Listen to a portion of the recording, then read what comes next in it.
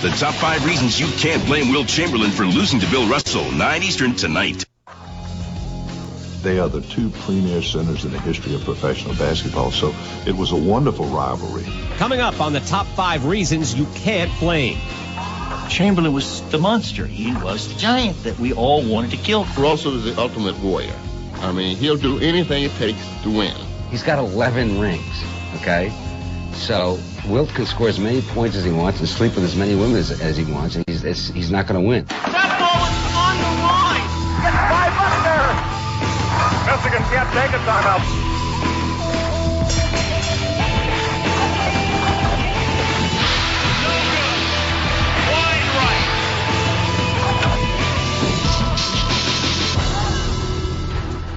Hi, everybody. I'm Brian Kenny, and welcome to ESPN Classic's Top 5 Reasons You Can't Blame, a series that takes a fresh look at sports personalities who are remembered largely for their mistakes, controversial moments, or questionable decisions.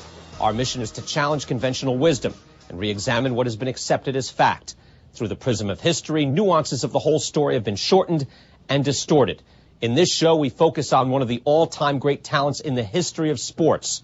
We'll count down the reasons why you can't blame Wilt Chamberlain, the dominant NBA player of his time, for repeatedly losing to Bill Russell in the Boston Celtics. First, let's look back at the legendary rivalry to learn exactly why Wilt the Stilt has been criticized for losing to Russell's Celtics in 7 of 8 playoff series. Wilt Chamberlain's reputation coming out of high school was that he was so big and so overwhelming that nobody could ever deal with him on a basketball court.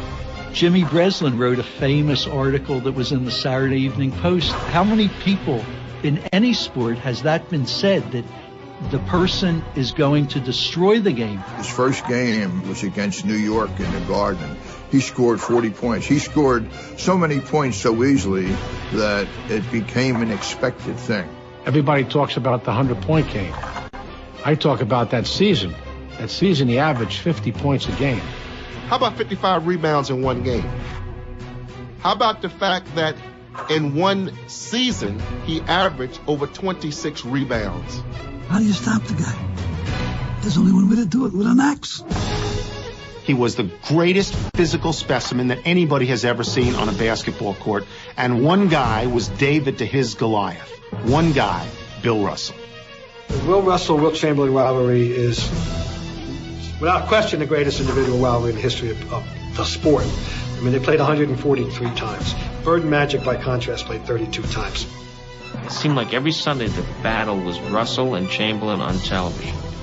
These two guys against each other, it was Godzilla and Mothra. Wilt's tremendous size and power and strength against Russell's finesse and wiliness was just a great thing to see. Everybody has exactly the same memory that by 4:30 on a Sunday, Bill Russell was walking off winning and Wilt Chamberlain was walking off losing. In the duel that lasted a decade, Russell's Celtics had an 86-57 edge over the teams on which Chamberlain played. More significantly, of the 8 postseason series in which they met, Boston won 7. In the 1960s, when their careers overlapped, Russell earned 9 championship rings to Wilt's 1.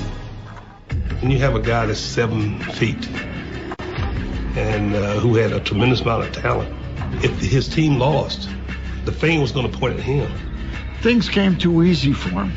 That was his problem. He got a little lazy at times and decided, I don't need to play tonight. If he had 1/3 of Russ's intensity, God, he would have been even more awesome than he was. Chamberlain was concerned about Chamberlain. He was in love with his stats. Wilt was the first one to get a stat sheet at halftime, and he'd come over and question whether or not he got enough rebounds. Chamberlain would say, what do you mean? Russell held me. I got 35 points. I got 21 rebounds. He only got 19. So that in Chamberlain's way of assessing things, he won. It wasn't a matter of Wilt versus Russell with Bill. It was a matter of who won. Russell was a master of psychology. At times, he'd let Wilt score so that the ball would keep going to Wilt, and the rest of the guys never got involved. And then he'd shut Wilt down. Russell would go to dinner at Chamberlain's house and eat his mother's food, be the great gentleman. and then go out and beat his butt at night, win the game. A lot of people thought that Russell sort of suckered him that way. If I'm Wilt Chamberlain, I'm not going to let Bill Russell do them psych jobs on me. I'm not eating dinner with you. I'm not coming over to kick back. Wilt went for that stuff. Whether Chamberlain was lulled by Russell, the popular perception is that, despite setting career records in rebounding and scoring, he was not at his best when it counted most. Bill Russell understood how to make his team better. I don't think Wilt really ever understood that. Wilt was very sensitive to the fact that he was labeled a loser, and he said, well, I'm Goliath, nobody loves me anyway. Goliath was a loser. I think it's the will and the mind of Russell that will always dominate. He wanted it more. You've just seen why Wilt Chamberlain is blamed for his inability to slow down Bill Russell and the Celtics. We're going to count down the top 5 reasons you can't blame Wilt later in this show. But first, here are some other points to be made on his behalf. We call them the best of the rest. Upbringing. Wilt's background forged a gentle giant. In the case of Wilt, because he did grow up in a mixed environment where he had white students along with black students, he was exposed probably a lot more to that culture at an early age than a Bill Russell. We didn't experience that much racism back then. Wilt was dating white girls back in high school. So it wasn't a thing that he was afraid. In contrast to Chamberlain's racially diverse surroundings in West Philadelphia, Russell was born in Monroe, Louisiana, where African Americans lived under the spiritually crushing weight of state segregation laws, known as Jim Crow. The proprietor asked me where I wanted. I said, this is a restaurant, isn't it? I'd like to get something to eat. He told me no, so I walked out. Russ always had a bit of a chip on his shoulder. It was mostly Whitey he was going against. And he would, this would trigger this emotional release. In other words, I think he was fighting new racial battle on the floor. And from our standpoint, it worked wonderfully. I don't think Wilt Chamberlain ever played a game with hate in his life. Never hated anybody. He would dunk on guys, and if they put their hand up to block it, he could have probably broken their hand. He would let the ball go. That wasn't his makeup. His makeup was, I don't really want to hurt anybody. We are victims of our own personalities, and whatever your personality is, you have to follow that. And Wilt was a gentle person. What can you do about it? Another best of the rest occurred in Game 7 of the 1968 Eastern Division Final. Wilt didn't get the ball. Chamberlain was under heavy media attack after he took just 2 shots in the second half of a 100-96 loss to Boston.